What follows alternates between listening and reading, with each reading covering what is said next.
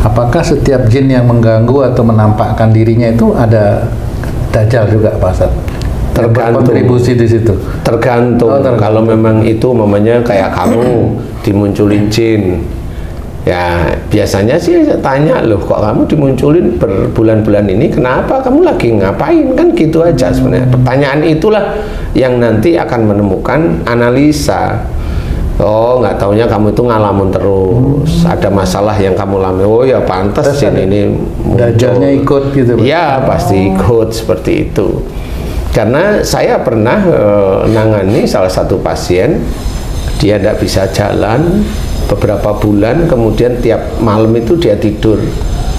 Sebelum tidur itu, maksud saya bukan dia tidur, setiap malam itu dia waktu-waktu malam tidur itu dia ngobrol dengan sosok seperti manusia, yaitu jin yang ngajak ngobrol dengan dia.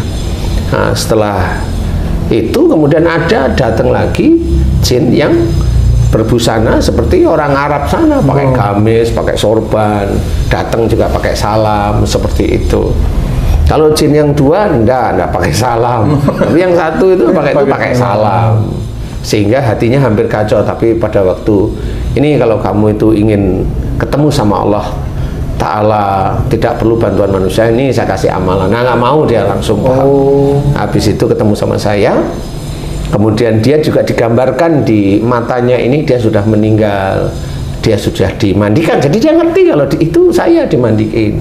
Kemudian dia dikafani, kemudian dia disolati, kemudian dia diantar di kuburan, karena berbulan-bulan waktu itu. Jadi kok saya kayak sudah mati ya. Nah, di titik itu sebenarnya semua yang ada di dalam gambaran otaknya dia waktu itu, kemudian yang datang khususnya yang berbusana seperti orang Arab itu adalah dajjal semua.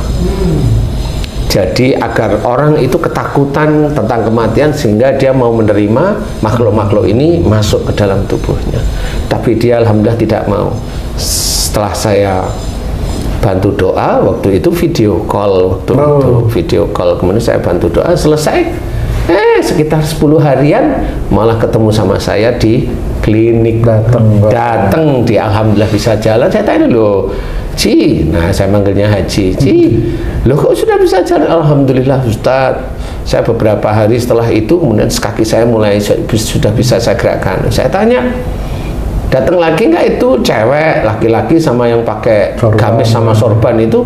Alhamdulillah sudah tidak Ustadz. Terus yang gambarin Haji itu meninggal di kafani, diantar ke kuburan, ada nggak? Alhamdulillah sudah tidak. Nah, itulah dajjal. Dajjal itu menakut-nakuti dengan kematian agar keinginan dajjal itu terpenuhi oleh orang itu. Itu dajjal yang tidak menyerupi jin, langsung dia. Nah, di sini. Nah, karena ini ada gambaran, itu insya Allah Bapak itu dulu punya ilmu. Jadi ilmu yang di matanya itu, yang saat ini sebenarnya banyak orang-orang punya ilmu bisa melihat jin dan sebagainya itu Bapak itu dulu walaupun dia tidak mampu melihat jin, tetapi pada titik tertentu itu dia dibikin oleh dajjal itu akan melihat, istilahnya dibikin oleh dajjal itu melihat, sehingga dia melihat dirinya sudah meninggal, kemudian dikafani, kemudian diantar ke kuburan, kemudian dia ya tahu kuburannya juga tahu lah, itu saya ya gitu. Tapi alhamdulillah itu selesai. Nah, itulah pekerjaan dajjal. Kalau jin itu nggak bisa menggambarkan di sini itu mati, itu nggak bisa. Insya Allah nggak bisa. Kenapa? Kenapa nggak? Dia nggak punya kemampuan. Kemampuan tentang perjalanan orang hidup itu nggak punya jin. Jin itu hanya muncul, nakutin, bisa kebal, bisa memelet orang lain, bisa menyantet orang lain begitu. Tapi gambarin orang mati nggak bisa. Yang bisa gambarin orang mati cuma satu, dajjal. Dan tujuannya untuk menggelincirkan iman, menggelincirkan iman seorang manusia Islam. Makanya harus hati-hati punya ilmu seperti itu. Bagi kita yang Islam tidak perlu. Jadi kita cukup beribadah kepada Allah Ta'ala, sholat yang tertib, istiqomah, kemudian sunnahnya monggo silahkan, kemudian puasa sunnah silahkan, puasa Ramadan harus, kan itu kan kewajiban ya. Kemudian yang lain-lain, berperilaku yang baik, berperilaku yang berakhlak yang baik, seperti ya jangan punya suuzon, jangan gibah, jangan mudah emosi, marah, padahal itu dilarang oleh Allah Ta'ala dan tidak dikerjakan oleh Rasulullah hal-hal yang buruk itu. Jadi kita harus tetap lurus. Nah, hati-hati bagi teman-teman yang sudah begitu, karena dia akan seneng di titik itu seneng. Wajar sih Ustaz, kalau apa ditaruh jatuh kan senang Ustaz. Iyalah, namanya manusia. Itu mengharapkan pujian manusia. Artis kan, cakep itu kan, jadi milik kan. Maksudnya apa? Artis ditarik di pelet. Oh gitu. Kadang-kadang yang nonton juga jadi kecanduan kan itu ya. Berarti penontonnya dipelet. Ya memang seperti itu, harus kita pahami bahwa itu bukan jalan kita. Kalaupun momennya kita mengingatkan, ini hanya mengingatkan, kalau bisa udah tinggalin aja, kemudian taubat pada Allah Ta'ala, lepas seluruh ilmu-ilmu musyrik, karena ilmu itu dikuasai Dajjal. Ilmu yang kuat itu dikuasai Dajjal, insya Allah. Insya Allah seperti itu. Karena apa? Begitulah cara Dajjal menggelincirkan. Itu yang lewat jin dengan jin, bermain dengan jin. Tidak usah yang kelihatan jinnya. Yang nggak terlalu kelihatan jinnya apa? Belajar. Belajar itu menjadi pintar. Nah, itu bisa tergelincir karena apa? Sombong dengan kepandaiannya, seperti itu. Selain itu apa? Pamannya jabatan. Itu yang tergelincir akhirnya sombong dengan jabatannya, tidak menghormati anak buahnya, seperti itu. Banyak yang menggelincirkan. Nah, itu salah satu tugas Dajjal dan juga setan. Dan kalau itu tugasnya sudah setan, karena sudah keinginannya duniawinya itu kuat sekali. Nah, itu nafsu. Makanya nafsu itu harus kita perangi. Jadi keinginan dunia itu melenakan.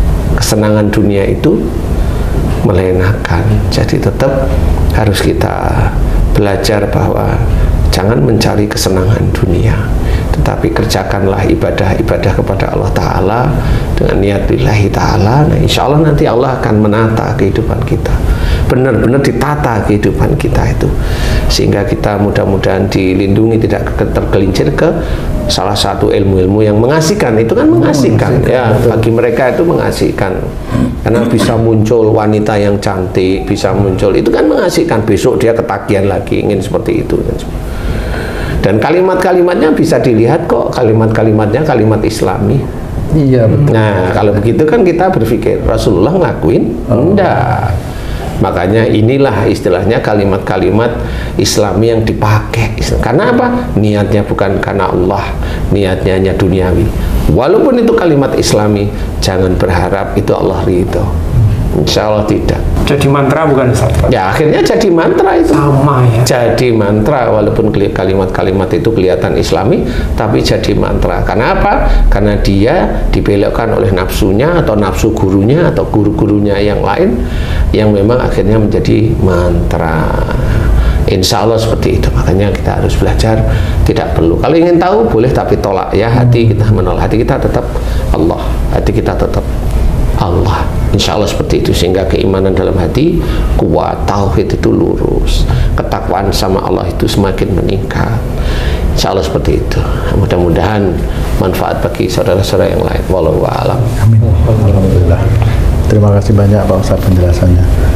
Nah, sahabat beriman dimanapun berada, mudah-mudahan tayangan kali ini bisa bermanfaat, dan hati-hati kalau kita mau bermain-main dengan hal yang gaib. Na'udzubillah. Karena itu bisa menggelincirkan keimanan kita. Mudah-mudahan Allah jaga keimanan dan ketakwaan kita semua. Amin. Sampai jumpa di video kami yang lain. Wassalamualaikum warahmatullahi wabarakatuh. Waalaikumsalam.